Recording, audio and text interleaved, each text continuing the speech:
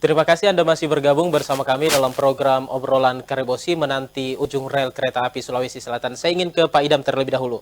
Pak Idam, sekarang permasalahan pelik yang dihadapi oleh pemerintah pusat dalam hal ini Balai Perkeretaapian Sulawesi Selatan itu karena adanya penolakan konsep atau desain rel kereta api di segmen E yang melintasi Makassar.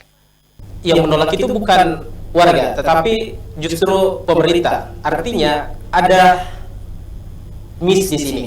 Kalau Anda melihat dalam Undang-Undang Tata Ruang sebetulnya, dibolehkankah pemerintah yang levelnya lebih rendah menolak desain dan program strategis nasional? Makasih Bung Anto. Ini persoalannya adalah penyiapan ruang ya.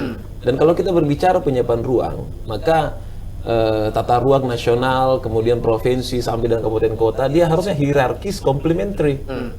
Nah, jadi kalau dengan adanya kata hierarkis komplementari berarti harus saling melengkapi, tidak bertentangan, dan tentunya selalu hierarkis. Yang di bawah nggak boleh bertentangan sama yang di atas. Kalaupun pada akhirnya di tengah perjalanan itu ada perdebatan, harusnya gimana? Harusnya kita ikut di atas. Harusnya kita ikut di atas karena itu adalah pendekatannya sudah seperti itu, hierarkis komplementari. Nah, kalau masalahnya kalau ngikut yang di bawah kan pasti kacau, Bu Anto. Jadi ini kita melihat saja dari sisi legal standingnya. Kalau memang rencana tata ruang wilayah provinsi itu sudah sah, apalagi kalau sudah menjadi produk hukum, maka dia harus dipatuhi. Nah, kita lihat juga tidak mungkin juga rencana tata ruang wilayah di level yang lebih rendah akan menjadi produk hukum kalau dia bertentangan. Makanya saya melihat bahwa ini harus dimasukkan dalam mekanisme atau instrumen formal dalam membangun komunikasi terkait dengan sinkronisasi antara rencana tata ruang wilayah nasional, rencana tata ruang wilayah provinsi, dan rencana tata ruang wilayah kabupaten kota. Siapa yang harus memulai komunikasi itu? Komunikasi itu ya harus diinisiasi oleh yang memiliki kepentingan langsung untuk pembangunan tersebut. Nah, kalau umpamanya ini ada penolakan dari pemerintah kabupaten kota, maka pemerintah kabupaten kota harus agresif untuk mengadakan komunikasi. Karena ini harus pembangunannya harus jalan. Apalagi kita kan tahu sekarang ada namanya omnibus law. Ya, ada kan namanya banyak instrumen tata ruang yang diadaptasi menjadi lebih ramping untuk kebutuhan investasi. Dan itu ada instrumennya. Instrumennya itu kalau yang kita tahu sekarang itu namanya forum penataan ruang. Jadi ada forumnya untuk dibicarakan. Kalau memang kemudian menjadi sesuatu persoalan yang menjadi harus dibicarakan pada level penataan ruang. Oke, baik.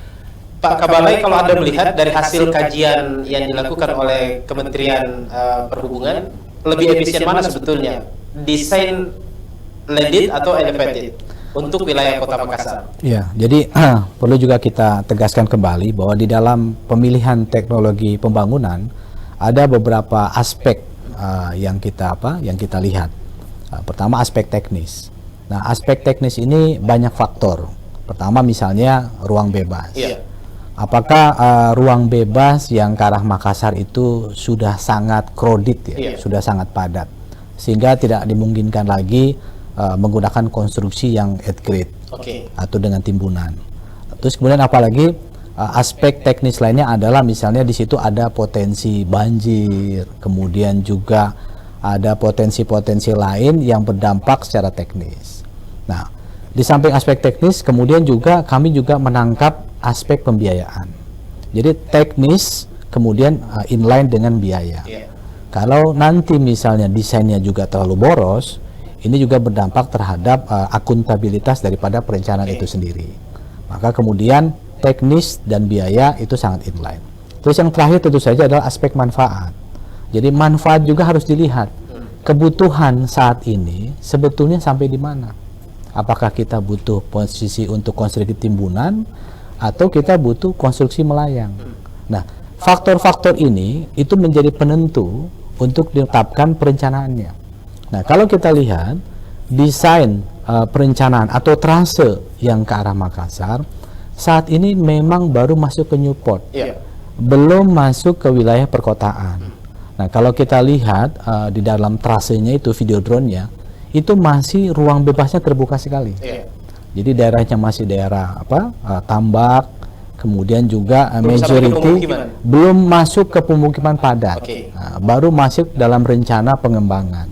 Nah, jadi saya kira pemilihan model ini menjadi keputusan final ketika melihat ruang bebasnya ada.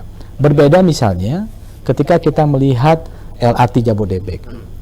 LRT Jabodebek itu kenapa elevated? Karena ruang bebasnya sudah sangat sempit sekali. Crowded sekali. Sudah sangat crowded dan crossing dengan jalan tolnya luar biasa. Sehingga kalau itu kemudian add grade, ini akan mengganggu lalu lintas perjalanan. Tidak hanya kereta api, tapi juga moda darat lainnya. Kemudian juga begitu juga dengan LRT yang ada di Sumsel. Kalau kita lihat LRT yang ada di Sumsel, kenapa dia elevated? Karena dia masuk di median jalan. Jadi betul-betul dia masuk di perkotaan dan di median jalan.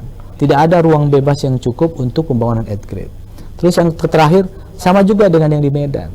Nah, kalau kita lihat, coba kita browsing ya, video-video yang ada di LRT Jabodebek, kemudian LRT Sumsel, dan Jalan Layang KA di Medan, itu posisinya sudah masuk di wilayah yang sangat padat. Sementara trase yang menuju ke Makassar, itu belum masuk wilayah padat penduduk. Nah, nanti kalau kemudian dia masuk ke wilayah perkotaan, saya kira sangat visible kalau kemudian kita desain dengan elevated. Nah, namun demikian, kami melihat begini, saat ini fokus kita adalah bagaimana kita menyelesaikan pengadaan tanahnya. Nah, kalau kemudian nanti ada pengembang atau investor dari Kota Makassar, ini kesempatan ini terbuka.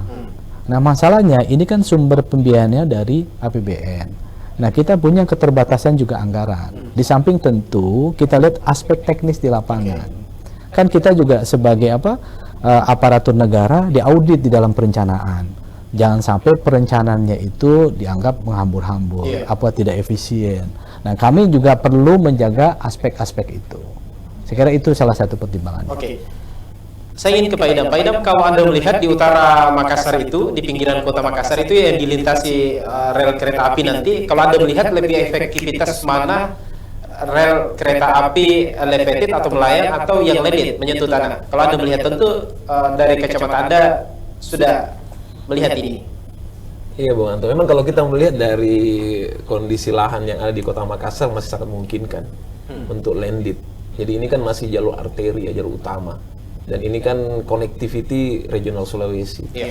Nanti kalau ada pembaginya atau ada yang masuk dalam inner perkotaan, itu yang memungkinkan untuk elevated. Karena memang sudah masuk kawasan padat. Saya juga sepakat dengan Pak Kabalai. Jadi memang pembangunan perlu bertahap. Nah, tahapan yang penting saat ini adalah apa yang bisa realistis kita segera laksanakan dalam waktu cepat dan betul-betul bisa dinikmati masyarakat secara langsung. Nah, inilah saya mengatakan kalau memang kajiannya sifatnya teknis, mari kita sama-sama berdiskusi secara teknis. Jadi sehingga kita bisa menemukan satu kesamaan cara pandang dan variabel dalam pendekatannya sehingga bisa diambil kesimpulan teknis. Karena ini saya kira persoalan teknis yang harus kita fokus ke pengambilan keputusan teknis yang lebih efisien sehingga bisa kita mendapatkan kebijakan yang bisa lebih cepat untuk diimplementasikan. Sekarang yang lagi menjadi perdebatan adalah silang pendapat. Ini cukup menarik. Antara pemerintah pusat dan juga pemerintah kota selalu melempar pendapat di media, tapi tidak ada komunikasi yang terjalin secara tatap muka. Tanggapan Anda kalau melihat ini gimana, Pak Idam? Kalau saya melihat ini, Bung Anto, ya sebenarnya tidak perlu terjadi karena instrumen yang disiapkan oleh pemerintah dalam membahas persoalan ini kan persoalan tata ruang, penyiapan lahan ya, itu sudah ada semua instrumennya dalam pendekatan undang-undang tata ruang, instrumen badan pertanahan, dinas tata ruang itu, dan itu sudah menjadi instrumen yang cukup berhasil dalam menemukan solusi bersama. Jadi tadi saya kira kata kunci itu tadi hierarkis komplementer itu harus terjadi antara tata ruang wilayah provinsi dan tata ruang wilayah Kabupaten Kota Makassar. Saya ingin kembali ke Pak Kabalai. Pak Kabalai, kalau kita melihat ini lebih cenderung ke aksesibilitas dari Pare ke Makassar. Kalau kita melihat kira-kira efektivitasnya itu, misalnya kalau kita bandingkan dengan angkutan mobil, moda angkutan mobil, kira-kira ini lebih efektif berapa lama dari segi waktu, kemudian dari segi biaya juga. Ini justru sebetulnya kita sudah sama-sama tahu ya. Di hampir semua negara maju, kereta api itu menjadi identitas. Identitas dari sebuah negara maju itu terbangunnya infrastruktur kereta api.